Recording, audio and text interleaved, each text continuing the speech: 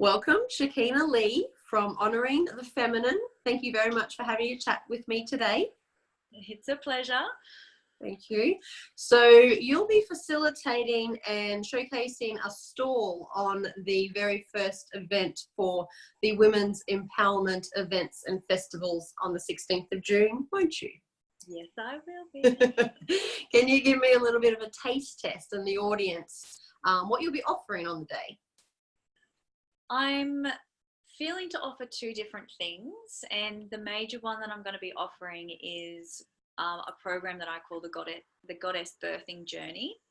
So it won't be the whole program because it's actually quite a lot and we can't fit it into our little half an hour slots, but it will be a really beautiful teaser that just shows us, helps us feel into, sit with the beautiful rites of passage that this program is. And it's all about the birthing journey. So from pregnancy through birth, through that fourth trimester and into parenting, it helps women understand the journey, to heal from it, to integrate it so that they can come back to themselves, to their family, to their tribe in a way that feels, I guess, really joyful and acknowledges the really powerful transformation that they've been through, that they're a mother now. So yeah, that's the first thing that I want to share with the ladies who are coming to our first event, which I'm so excited about. Amazing. Can I quickly ask, yeah, how did that come about for you?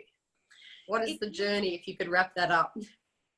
If I can wrap that up, I guess succinctly wrapping that up is my own personal birthing journey, which is obviously where a lot of people's work comes from and teachings come from, is when we've experienced something ourselves and gone, hang on a second, that didn't seem right. Surely there's a better way. Can I find a better way? Can I share a better way with women who are coming after me so that they can have a better experience than I had? And for me, the birthing journey wasn't anything like I thought it was supposed to be. But I was also quite naive, way back then, because my daughter is 13 this year. So, it was a long time ago, and it was way before all of the amazing birth movements that are happening now and that have been happening in the last few years. Like that wasn't really occurring over a decade ago, certainly not in Australia or in Queensland. So yes, I went on a big soul searching for my own healing, and it was quite incredible. And so it pulls together lots of things that I've learnt. One of the major places I learnt was Birthing from Within. I really love their work. But I've done a Native American traditions and Hawaiian traditions and yogic stuff, and it all just comes in there to create this very unique program that I think is really powerful and helpful for women who have given birth and just want to find that way of honoring themselves through this transition, because it's a massive one. It's one of the biggest rites of passage we can go through. So yeah, totally amazing. Was that succinct enough? That was very good. That was very good. It's so hard to wrap it up, isn't it? Because there's so many pieces and so many elements always to anything we share and create as a service now. Yeah. And the other thing that I'm wanting to share on the day is my Shakti Girls Circle program. So that's a coming of age program for girls, so preteen girls or early teen girls. And on the day, obviously, it won't be for girls because it's a women's event. So it'll be more like a little parents information, like Q&A, and again, just a succinct overview of the sort of things that we're looking at throughout the program. And again, treating this transition into puberty, into early adulthood, into becoming young women as the rite of passage that it is. So you may have noticed that I love rites of passage work. There's a little theme happening, yes. There's a little theme happening, yeah. And that one came about again because, like I said, my daughter's 13 this year. So in the last few years, I've seen the changes. I've noticed the changes. I've seen what I feel is missing for her in the in the normal mainstream education, and also that was missing for myself many, many decades ago. We don't need to say how many decades ago. and also for me, I guess a part of my real passion, the driving force behind me wanting to share the Shakti Girls program, the coming of age stuff, was I was diagnosed with breast cancer a couple of years ago. So that really brought up for me, well, if I go, I didn't plan on going straight away, but, you know, it just brought up to the forefront. If I'm not here to teach my girl all of this knowledge, all of this wisdom that I've been accumulating throughout my life, like, who is there to do it? So it kind of lit a fire underneath my butt to get the program together so that I could share it as soon as possible and know that I was passing something on predominantly for her as soon as possible, but yeah, to be sharing it with lots of other girls, and so families, mothers, parents can be benefiting too. We don't all have the time to be teaching all of those really beautiful, poignant wisdom pieces. And a lot of the time our kids don't want to hear it from us anyway, so it's good when it can come from someone else in a group of peers, and, you know, really dive into those juicy places where they can ask questions, feel safe, explore different avenues, and really just get to know themselves better. That's what it's all about. So amazing. yeah. Wow. And that's obviously something very personal to you, so that's really what we're wanting to showcase, because you've felt what you're about to share and what you're offering. You've experienced your own journey to know what is needed for not only yourself, for your daughter, then obviously your community as well. So I find that's where that creation stems from, isn't it? It's those pain points. It's those times where we actually look at ourselves, or have had that moment where we're in shock of our own lives, of our own future, of our family, for us to go on our own journey to then create something to help others. I think that's it's a beautiful world we live in, which is such an irony of having to go through any type of scare or fear in that way that would have brought up so much more stuff. But then look at the journey that you've been able to go on to actually make it a positive to then also help others. I find that absolutely beautiful. And this is why we're doing the women's empowerment events, because your stories, the ladies that's facilitating, look what you've done of the situation, look what you've done in a short space of time as well, and allowed that creation, that being of service, that ability to be able to help and serve and support yourself, your family and community. I love that with all of my heart so much.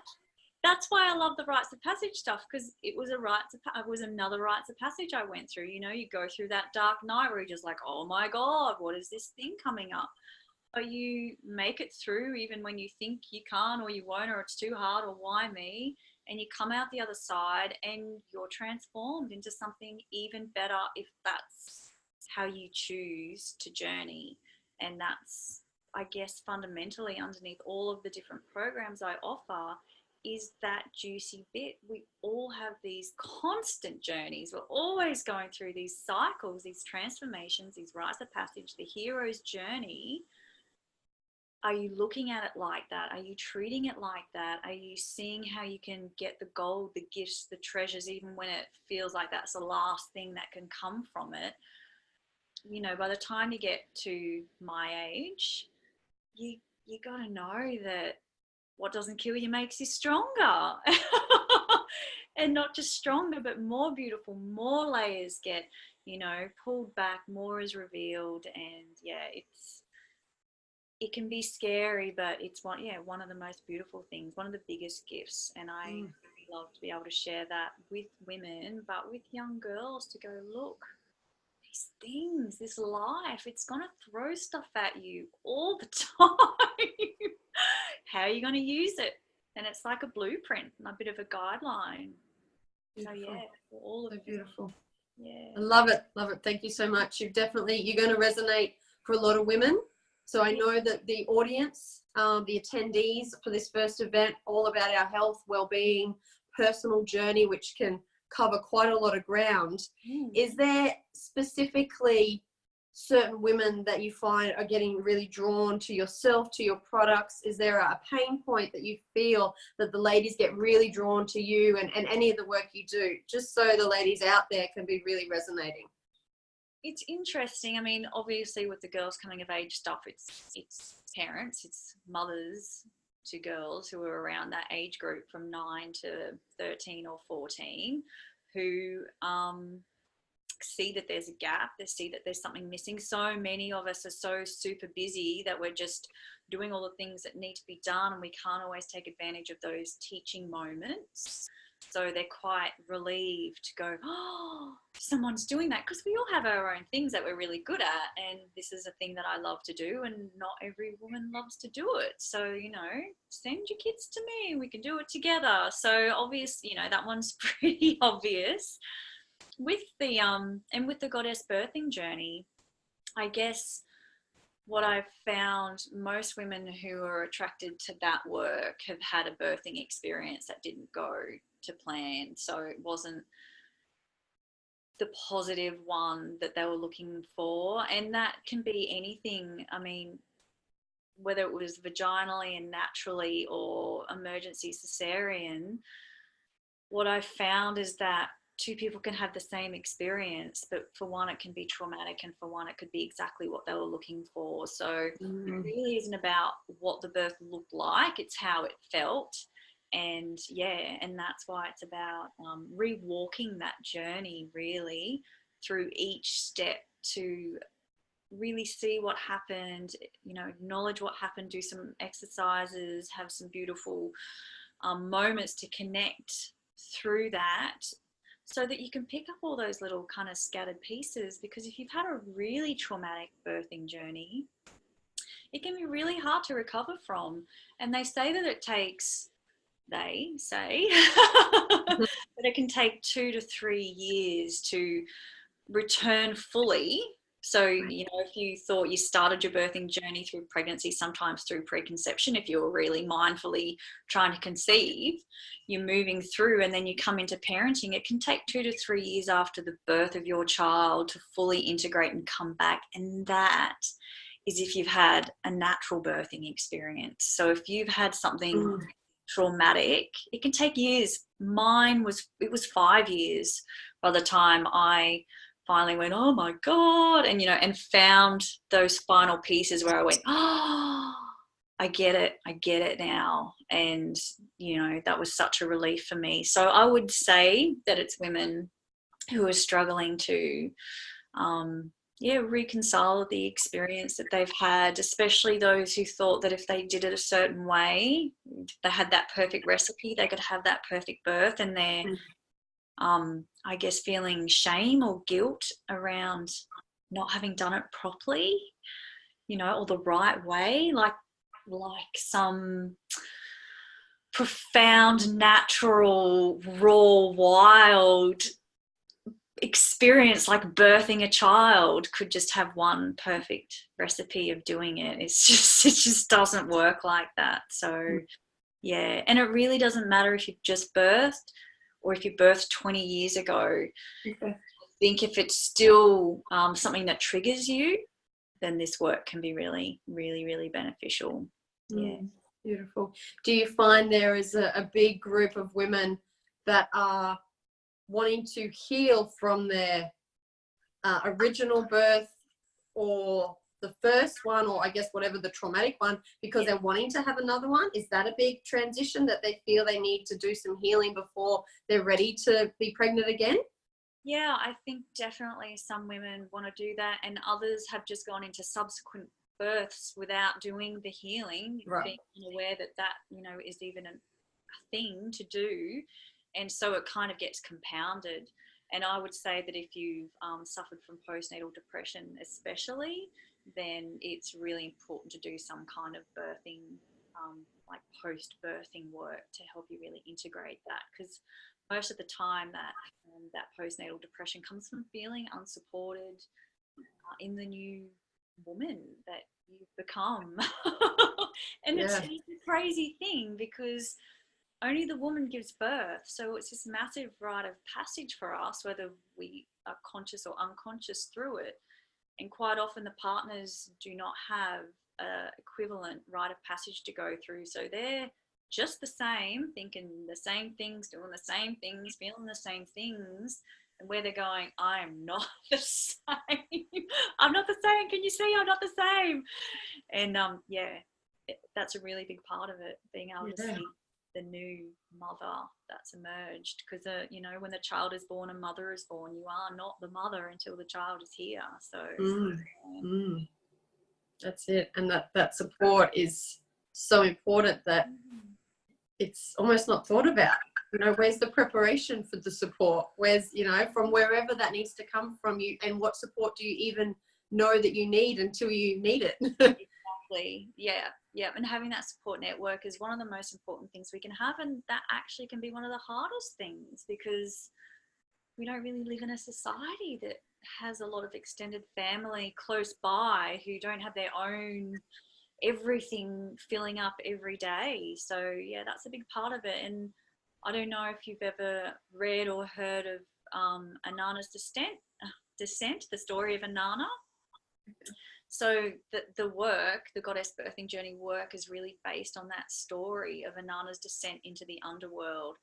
And it is one of the first written stories in recorded history. So thousands of years old. It's a women's story, like a women's mythology. Yeah, it's really, really juicy. There's lots of differing versions. They're quite, they all obviously follow the same pattern, but they can have a few different variations. But it really, one of the things that always gets me is that before Inanna journeys into the underworld, because she's going to the unknown, this place that no one goes to. If you're alive, you only go to the underworld if you're dead. And she knows, I've got to go there, oh my God.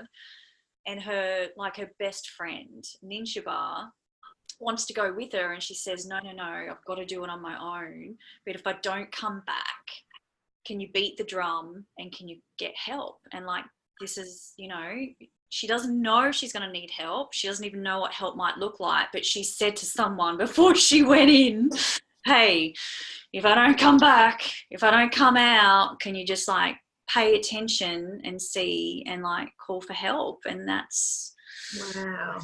I know. And without Ninshaba doing that, she wouldn't have come out from the underworld. She wouldn't have got the things she needed to be reborn. So it's so important that we get that help. Yeah, how's that for a representation of every cycle of life that we go through, to need the support at that other end, or someone just to be there on standby? Yeah, and judgment free, just saying, I've got to do this journey on my own. Totally. When you're birthing, you got to, it's baby ain't coming out unless you get it out, unless it turns into an emergency, but you still really have to give it a good go. No one else can do it for you. Totally. But yeah, just knowing that you've got someone or lots of someone's there, and too many women are missing that part. And that's where a lot of the postnatal depression comes from. It's just that lack of support when you come out the other end and you've got this little dependent on you 24/7 in life. Very different. Yeah. Totally. Oh, thank you so much for sharing your journey, what you're here to offer as well. I know there's so much more that you do. So if ladies are watching this online, but they can't make the actual event, we're going to add all your links so they can still contact you, because you're doing some really amazing, beautiful work.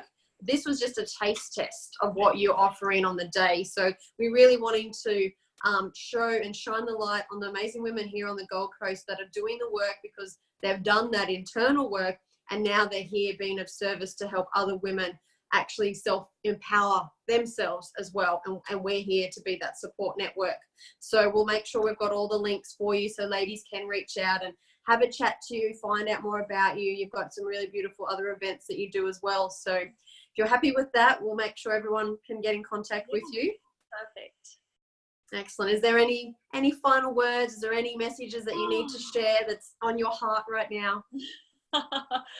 Just that I'm really looking forward to this first event. I can't wait to see and meet the other stall holders who are going to be there, and really looking forward to the women who are going to be attracted to the space, and just having those juicy, heartfelt conversations. It's going to be incredible. And yeah, I think that is enough for now. Perfect. Thank you so much for your time and for joining me. And I look forward to also playing along with you on the event day on the 16th of June at the Southport Community Centre. Perfect. Thank you so much. We'll see you all then. Pleasure. Thanks, Tammy.